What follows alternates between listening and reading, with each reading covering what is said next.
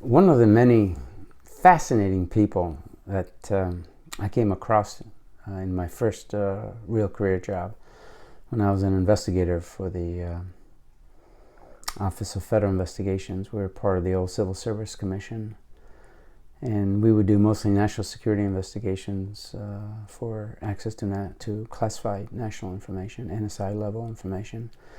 And I did many other types of investigations, merit, trust, fraud, all sorts of stuff, over 10 years on the street, and then multiple years at headquarters and other divisions. And I was detailed to many federal agencies as a third-party investigator, mostly in internal affairs and other type of security-related, as well as adjudication, and again, all around the national security environment. And one of the most interesting people that I came across, he was a character. He was a metro bus driver. And you have to admire people for their ingenuity. Just because you have a menial, common job doesn't mean you're not very bright or clever. Quite the opposite. And this character was amazing. He loved many things, his family and so forth. And he was this nice old black gentleman who grew up in North Carolina, but lived most of his adult life up here in the district area, Washington, D.C. And one of the things that he loved the most was to go fishing. He loved fishing, a boyhood tradition, and I think many kids who grow up in the country just absolutely adore fishing. Don't blame him. It's a wonderful time. And being a metro bus driver, he had the flexibility of schedule, of time. And one of the things that earns you in seniority when you work for the metro system for the many years that this gentleman did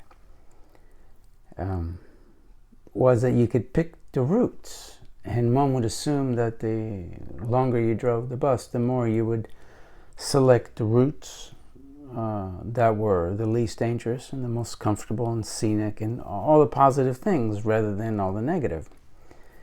Not this guy. I can't remember his name. But he would choose the St. E's route. St. E's is a nickname for the St. Elizabeth Mental Hospital for the criminally insane. It used to be a federal prison, psychiatric prison, and then the District of Columbia took over. And now I think it's back to the federal government. Well, anyway, it was on Martin Luther King Avenue, MLK. You go in Minnesota, you cross the bridge, you go in Minnesota, then Prout Street, you hit MLK and you go up north. And I used to go there many times for work because the physicians and the nurses were all federal employees at the time. Well, so I had a good sense of what the crazies were like, and they're truly nuts to be committed there. And I remember asking this retired bus driver, I said, why on earth would you want to pick the MLK route? And he said, oh, for the crazies. Love the crazies. The crazies were the best ones. And it didn't make any sense until he told me how he was able to earn paid fishing trips, as he called them. So it was all weather dependent.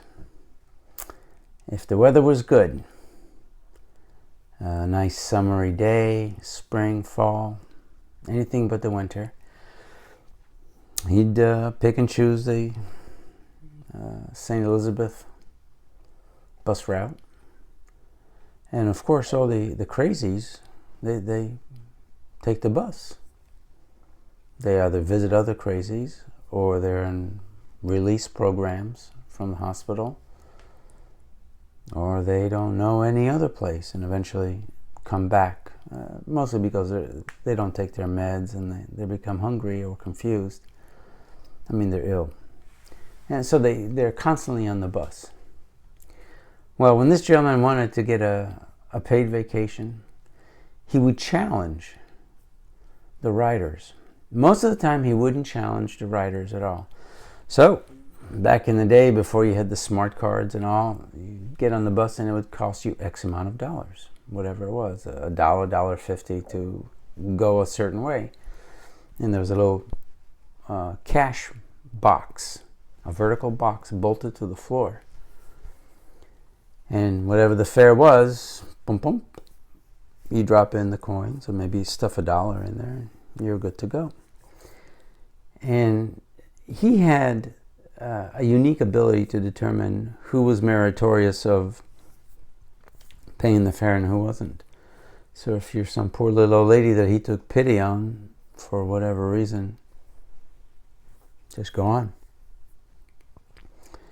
And if the weather was bad and he was not in the mood to go fishing, he would never challenge the crazies. Many of them were either had a sense of entitlement, or they didn't understand the concept of having to put money in the box in order to get a ride from A to B. So when the weather was perfect, he'd wait for the right one, and he could tell by their look. You know, he said their eyes were glossy, their hair would stick straight out, and then they just looked like wild animals in the headlights. And when the moment came right, and he knew the zombie was there, that's what he used to call them, zombies. First thing he'd do was he'd open the back door of the bus. You know, the green light comes on. And then he would wait until the crazy would walk past him. So then the driver would turn around and pretty much get out of his seat. And he kept a sharpened screwdriver right next to the gearbox of his bus. So he'd put one hand on the sharpened screwdriver, and then he'd challenge a crazy and yell at him, "Hey, you gotta pay the goddamn fare." It wouldn't take long for the crazies. And what would happen?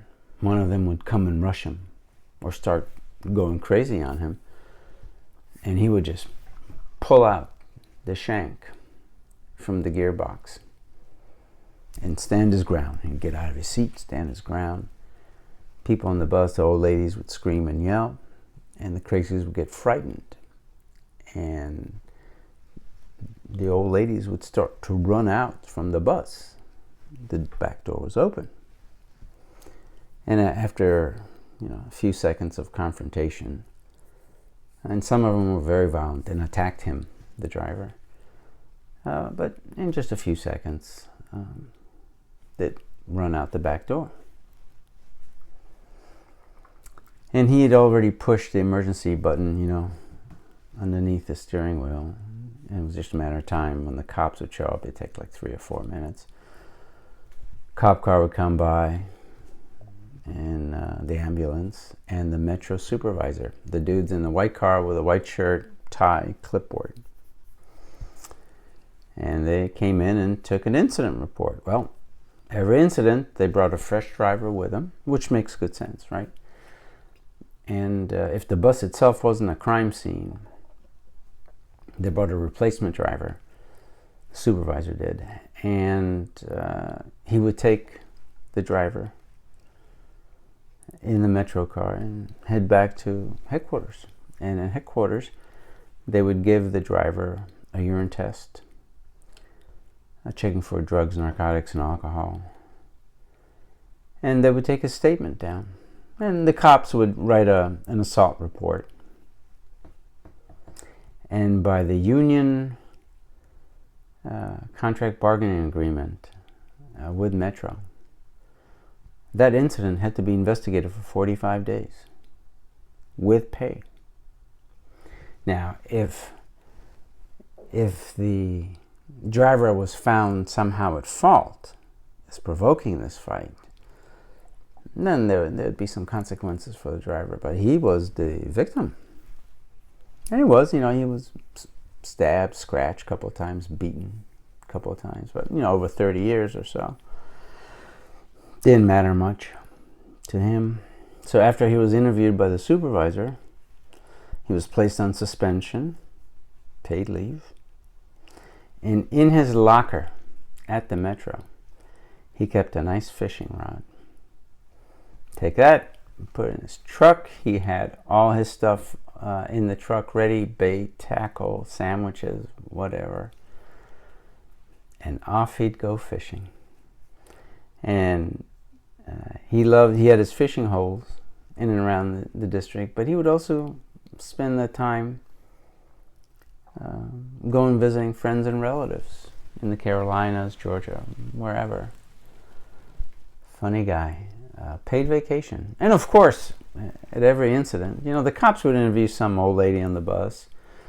She'd testify, well, the crazy man, he just jumped at the driver. He was just defending himself.